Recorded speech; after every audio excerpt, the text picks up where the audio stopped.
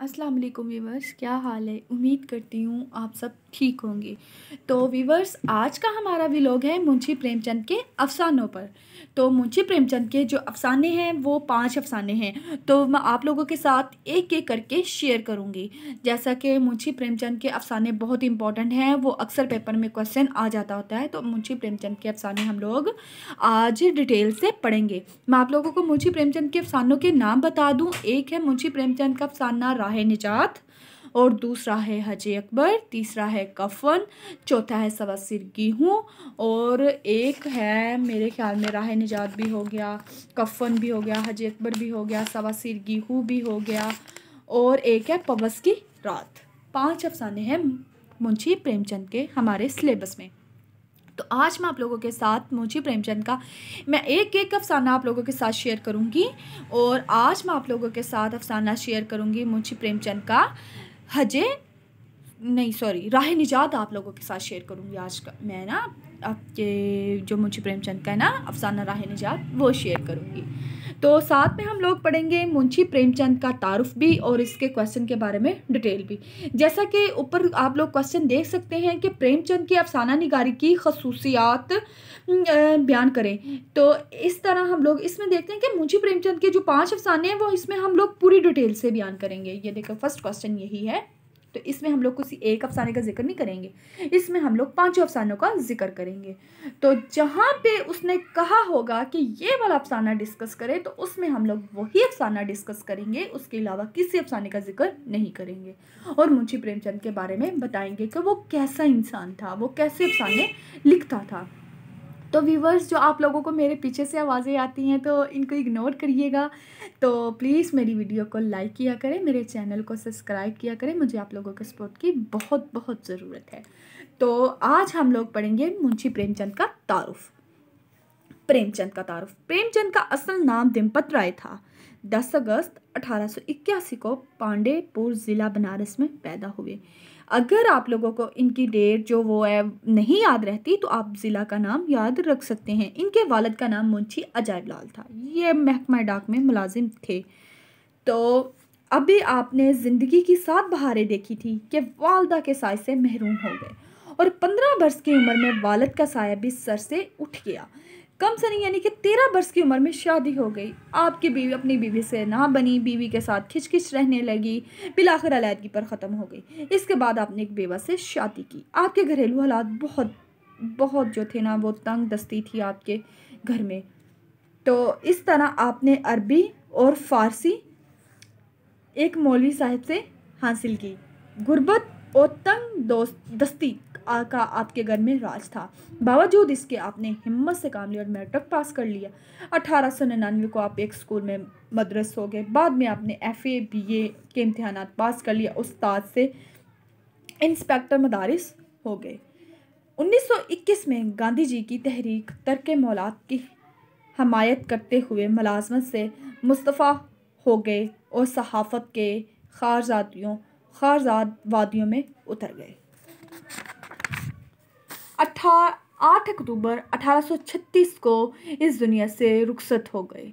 आपने 220 कहानियाँ तहरीर की। आपके अफसानवी मजमू में सोज़े वतन, प्रेम पत्सी, प्रेम पप्सी और ज़्यादा रहा बहुत मशहूर है। आप लोगों को अगर मेरे पढ़ने में कोई लफ्ज़ की समझ ना आए, अगर मैं लफ्ज़ कोई गलत पढ़ रही हूँ तो प्लीज़ उसको इग्नोर करिएगा। आप लोगों को नज़र आ रहा होता है, इंसान गलती कर सकता है। मैं कोई इतनी बड़ी नहीं हूँ कि मैं गलती नहीं कर सकती, मुझसे भी गलती हो सकती है व्यूअर्स। तो आप लोग भी, मैं आप लोगों को इसलिए साथ साथ दिखा रही होती हूँ कि अगर मैं गलत पढ़ रही हूँ तो काइंडली आप लोग देख सकते हैं, आप लोग बिल्कुल ठीक पढ़ सकते हैं। तो बहुत मशहूर हुए।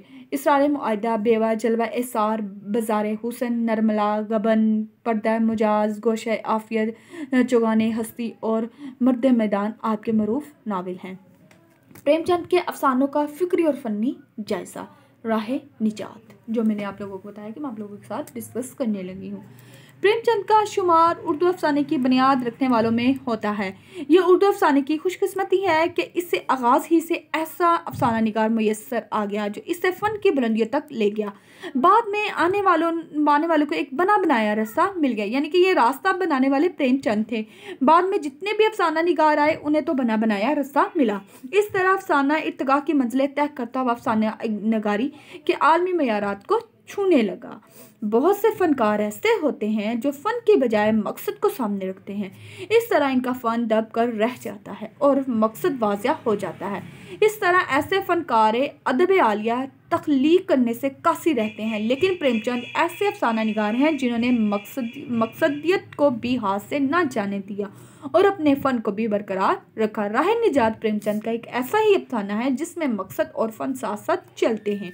प्रेमचंद ने अफसाने की इब्तिदा में ये बता दिया कि किसान जाहिल है और अपनी जाहलत और हद दर्मी की वजह से नुकसान उठाते हैं। प्रेमचंद ने उस वक़्त के किसानों के बारे में बात की है जिस दौर में वो खुद थे, और उन्होंने उस दौर के किसानों के बारे में कहा कि उस दौर के किसान जो थे जाहिल थे। लेकिन ऐसा तो आजकल के दौर में ऐसा तो नहीं है, सब इंसान बहुत अच्छे हैं, ठीक है।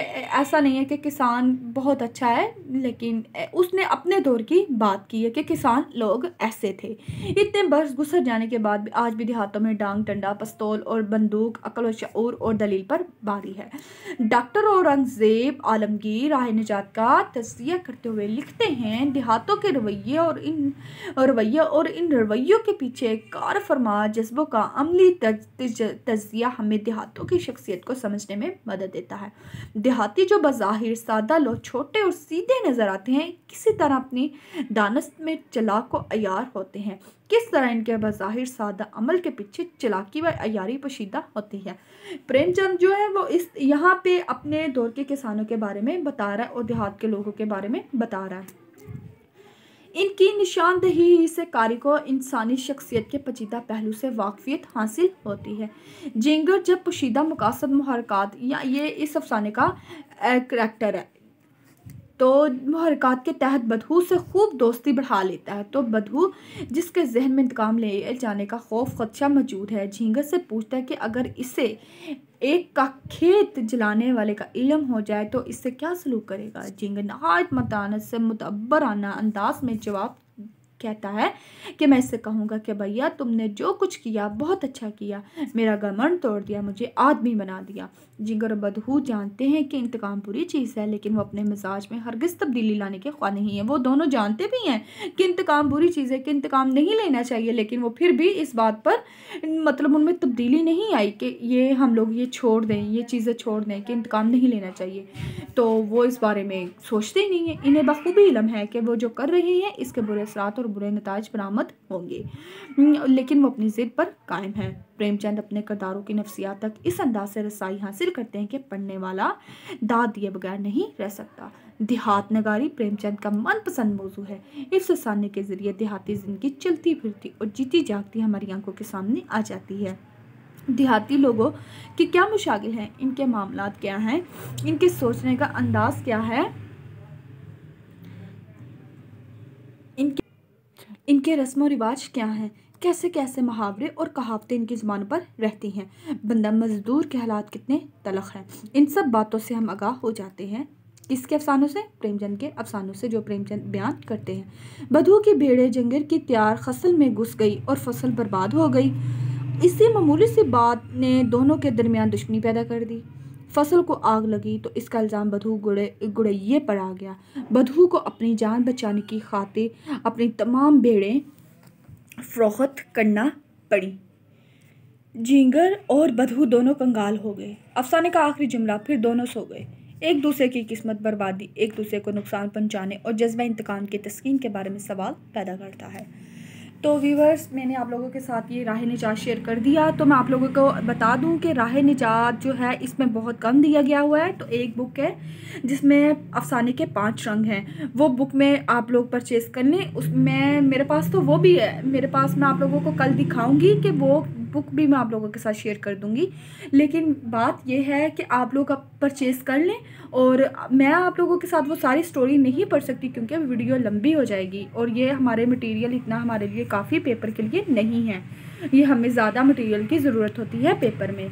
तो इसीलिए मैं आप लोगों के साथ कल वो बुक भी शेयर कर दूँगी और आप लोगों को बता भी दूँगी कि वहाँ पे हज अकबर और राह निजात कितना है। जैसा कि आज हमने राह निजात पढ़ा है और कल हम लोग पढ़ेंगे हज अकबर, फिर मैं आप लोगों के साथ शेयर करूँगी। तो व्यूअर्स मेरे चैनल को सब्सक्राइब करें, वीडियो को लाइक करें। आप लोगों के मुझे सपोर्ट की बहुत ज़रूरत है। मिलते हैं नेक्स्ट व्लॉग के साथ। अपना बहुत ज़्यादा ख्याल रखिएगा। अल्लाह हाफिज़।